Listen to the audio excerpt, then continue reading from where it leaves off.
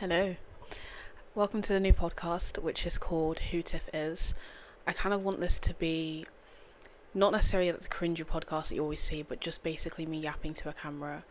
I wanted it to be video based as well, just so that you can see my lips, because I know lip reading really helps me, so in case it helps anyone else out there. Also, it can just be a little bit more stimulating than just listening to audio, but hopefully if I figure it out, it should also be available just as audio on like Apple Music, Spotify, etc, etc. But yeah, so spin on words. Obviously my name is Tiffany Iz. So who Tiff is the first bits of my name, or my nicknames Tiff and Iz. And I just kind of want it to be like a video essay or an audio essay, oral essay, whatever you want to call it, kind of like a Substack / journal entry, but just make it verbal and digital, just so that once again, kind of like my other YouTube videos, they never die, and I can kind of go back and listen to my thoughts. Hopefully at some point I'll have guests, so Praise will be on here at some point, and then anyone else who ends up being near me whenever I have my mic or anything.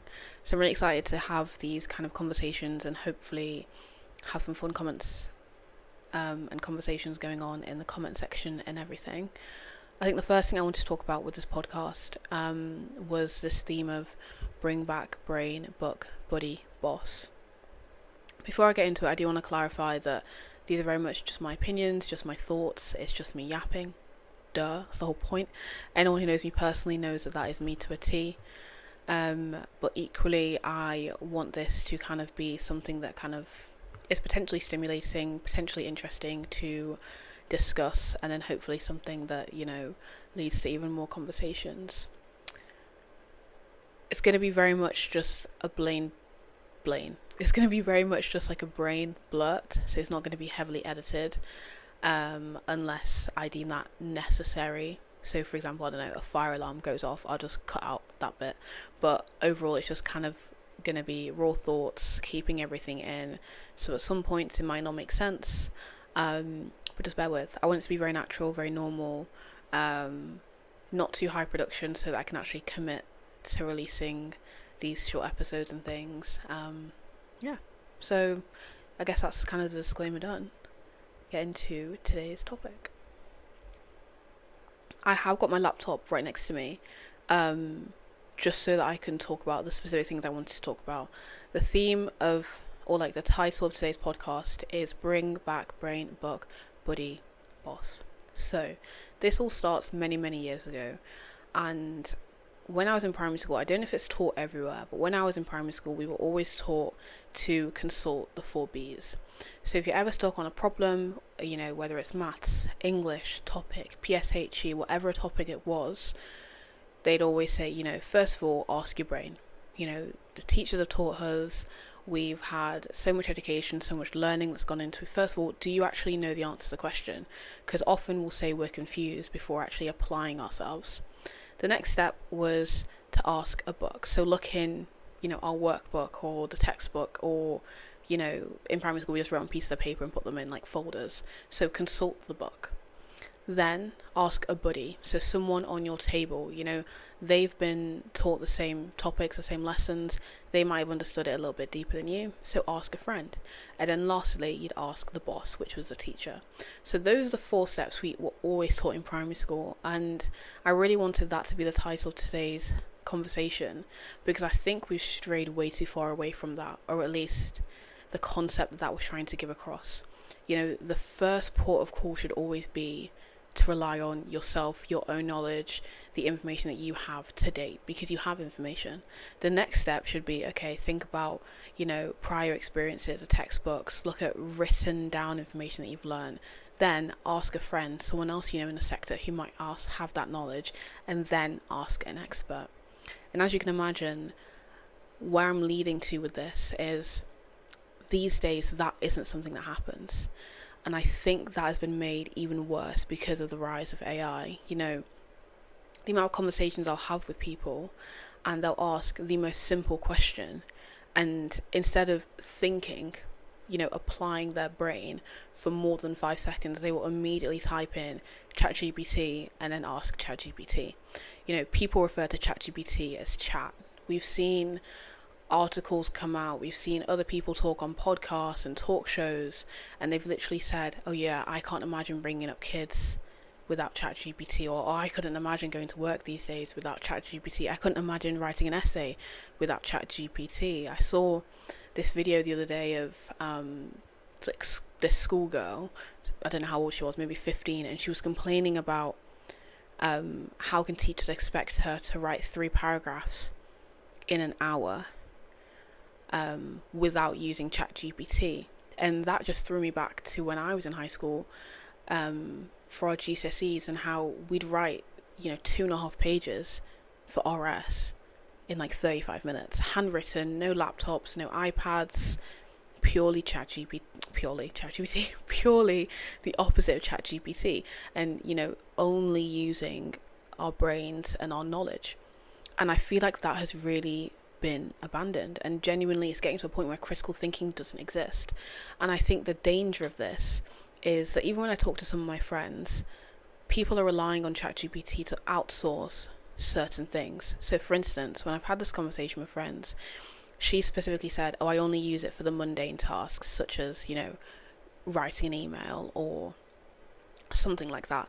But the issue with that is, once you start to rely on outsourcing, you lose the knowledge. And you can see that evident everywhere, and that is the way that the world works. We don't have one expert who knows everything. We have various different people who are experts in their region. You see that in medicine. Interestingly enough, there's any other medical students out there, they'll know. Sometimes consultants will ask the med students or the F1s, the F2s certain questions, because for our exams we need to know everything. Whereas when you become a consultant in gynecology, you might forget about some of the aspects of urology or endocrine, or you might forget some of the niche stuff within dermatology, because all of that stuff becomes outsourced, that gets triaged elsewhere. So the more that we keep outsourcing things, the more we're going to forget it. So even though writing an email might sound mundane, if you keep on outsourcing it and you keep on getting ChatGPT or these LLMs or any other form of artificial intelligence to write it for us, we're going to lose the art of how to formulate an email and how to respond to someone in a professional instance. And I've even seen that today, with some of the work that I do. You can tell that people's tones are changing in how they write, because they're used to just telling ChatGPT, oh, please write an email which incorporates these points and replies to XYZ. And they're not actually writing it in longhand, to the point where when you ask people to write in long form, they now really struggle, because you don't have to write in long form to inform ChatGPT of whatever output you want. And I think that's really dangerous. And I also think, when I think of some of the younger generations, they're going to really struggle as well.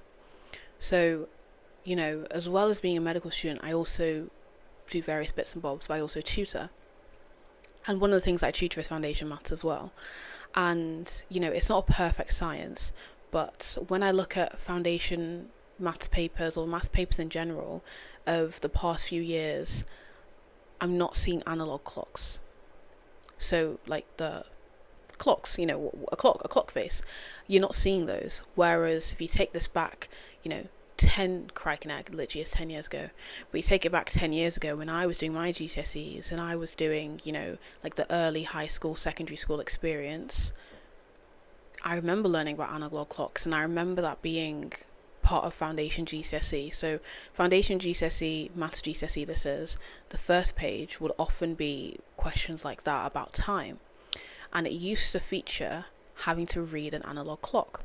Whereas more recently, when I've been tutoring some of these students, instead of it being reading an analog clock, it's been, a picture of a digital clock and then saying, I don't know, what's 45 minutes from now, or what's 12 minutes from now, etc.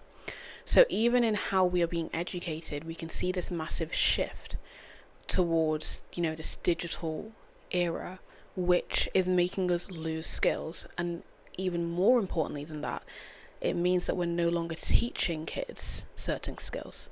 It's no longer taught in schools how to read an analog clock. And when you think about it, what would be the point? When was the last time you saw a clock face? Never. When you need to check the time, people don't check watches, they check their phone. They check the laptop at the bottom right corner or the top right corner. They'll check their iPad. Things of that nature. When we're searching for the time, the first point of call is no longer a watch. So because checking for a time has been outsourced to something other than a watch is now made redundant. Which I think is so interesting, and I really think we should bring back single-use items. For example, a watch or a radio. My most recent placement, I was in Middlesbrough, and there was a radio in the room, and I absolutely loved it. I loved the fact that there was this one thing which had, two functions, radio and alarm, but it had, basically one sole function, which was just music. I couldn't fast forward, I couldn't rewind, I couldn't pause, I couldn't replay the song. I could just press play and just have constant audio behind me. And I think we need more of that. We need more of these, single use, single function items that we rely on. When you want to listen to music, instead of immediately thinking, oh, let me go on Apple Music, let me go on Spotify, let me go on YouTube, just put on the radio. When you want to check the time, instead of, oh, let me use my laptop, my iPad, my phone, just use a watch. And I think the fact that we've, shifted from these single function items to instead phones which can do everything is so interesting, but also so dangerous. And, obviously I do it as well. My phone does everything for me. I listen to music, I send texts, I do emails on my phone, I film my YouTube videos, I film my podcasts. Like, my phone is the epicenter of everything. I'm, not saying this to be hypocritical, because I use my phone for every function under the sun. But I do think it is something interesting to kind of reflect on. And that's all this is. That's all this video diary essay series thing is. It's just kind of a mode of reflection. It's not me saying that I'm better than anyone else, or because I'm obviously not. I'm 23, of course I use my phone, but I think it's sometimes nice to just be intentional with slowing down. So I love my watch. I have this really nice pop out clicky bracelet watch thing, which I absolutely adore, and I love wearing it because when I wear it, I intentionally use that to check the time.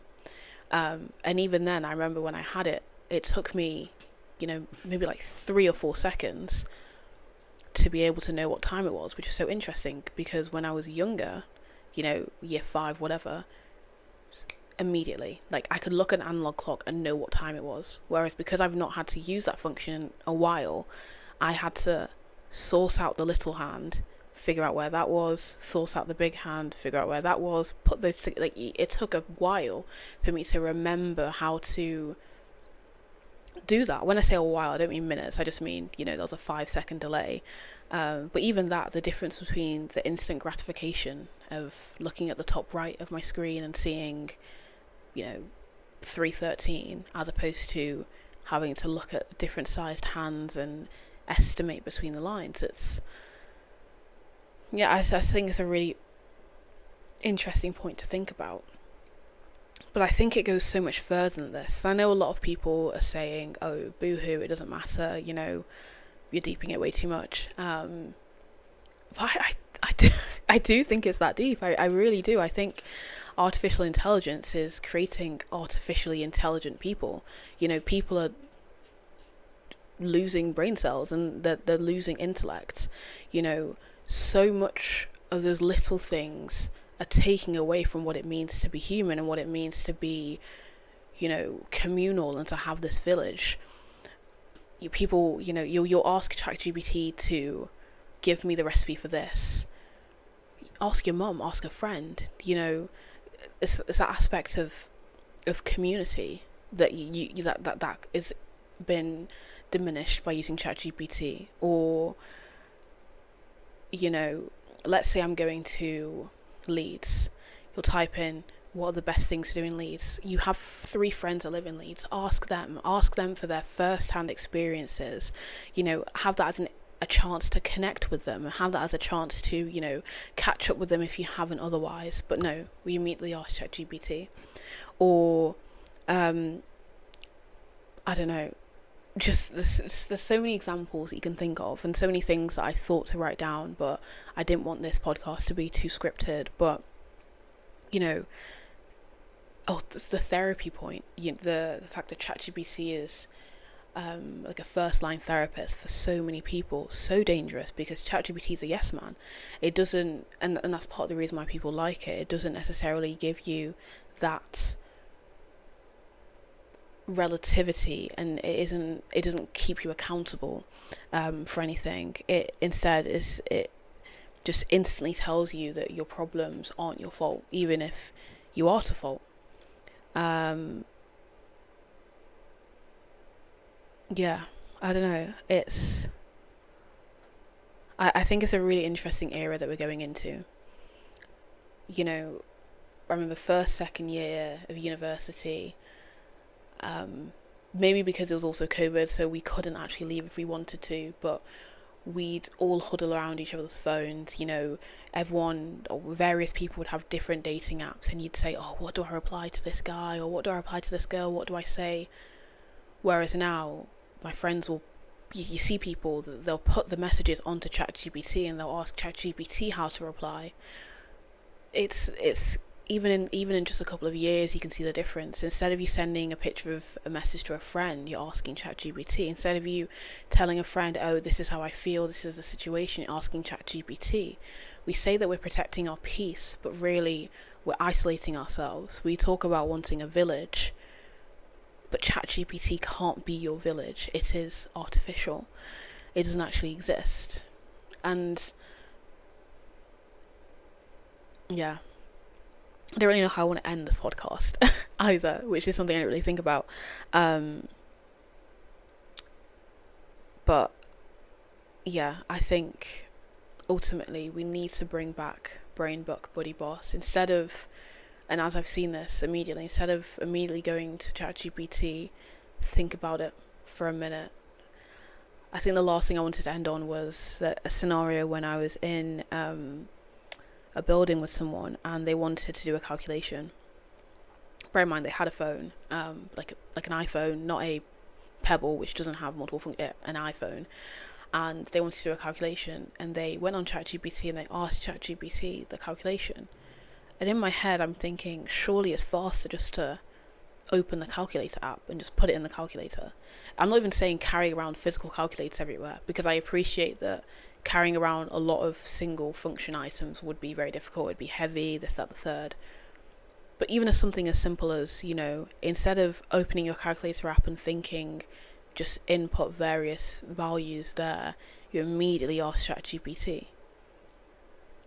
So even that, choosing not to have to engage your brain that little bit more, instead of having to put the brackets where they need to go, or make sure that you've got the indices correct or whatever to make sure the calculation's correct, you just input it in ChatGPT and it regurgitates it out. And I really do think that it's going to take away from people.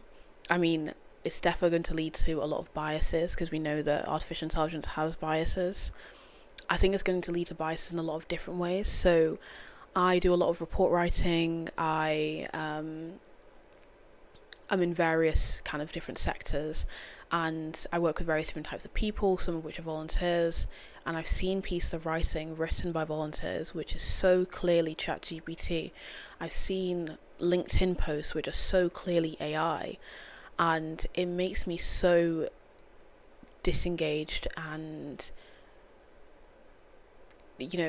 non-caring about the concept. One of the people that I know in life, so an acquaintance, their friend has a business or a concept or an up and coming startup of some kind, which they talk about a lot on LinkedIn. And every single time I see the post, obviously I like it to engage with it, and then it comes up on my feed, and hopefully people in my circle can help them out. Of course, I'm still going to engage with it, but I don't even read it because I don't care. And the reason I don't care is because it's so AI. It's clearly written with ChatGPT, and I just think, why would I care about your startup when you don't even care enough to spend 10-20 minutes out of your day to write a LinkedIn post? And that is unfortunately how it comes across. It's yeah, I think that's one of the craziest things about it. I'm now in a position where there are so many people that I can help or connect with other people, but then I think, do they really care about what they're producing or what they're allegedly working on? Because if you do care, then you'd write it yourself, as opposed to getting ChatGPT to do it. You know, I'd rather see a mistake but see pure passion than to see perfectly created artificial garbage. But maybe that's just me. Maybe, yeah, I don't know. Yeah, I don't know. Let me know your thoughts of what I've said and what I've been yapping about. I don't know how long this video was. I don't know whether I said anything of use or anything to even respond to or any kind of conversation to have. But yeah, that was episode 1. Don't know how often I'm going to post these. They're really easy to film, so I could do them weekly. Equally, I don't want to put that pressure. Yeah, hope you enjoyed it. I enjoyed filming this, to be fair, and I think it's going to be a lot of fun just to kind of chat about these things, and hopefully when I've got friends with me as well, having, you know, multiple opinions, even though me and my friends, we think the same things about all these topics, but still getting kind of the multiple diversity of thought and being able to kind of go off of their brains a little bit as well. But yeah, I hope you enjoyed this first episode of Who Tiff Is, under the theme of bringing back Brain Buck Buddy Boss. If you've gotten this far, thanks for listening. I'd really encourage you to have something single function. So currently I'm still using a radio. We have it on all the time in the kitchen. You know, I use my watch, and I don't use ChatGPT. You know, it's a thing that I completely decided a month ago. I used it occasionally, but then I completely logged out and I just refuse to use it now, just flat out. Not saying you must have to, but I think it'd be wise if maybe challenge yourself to use a single function use item, and then, you know, at 3 points this week that you want to use ChatGPT, do it yourself instead. Yeah, apart from that, I'll see you in the next episode. Lord knows what it'll be about, but I will see you there. Bye.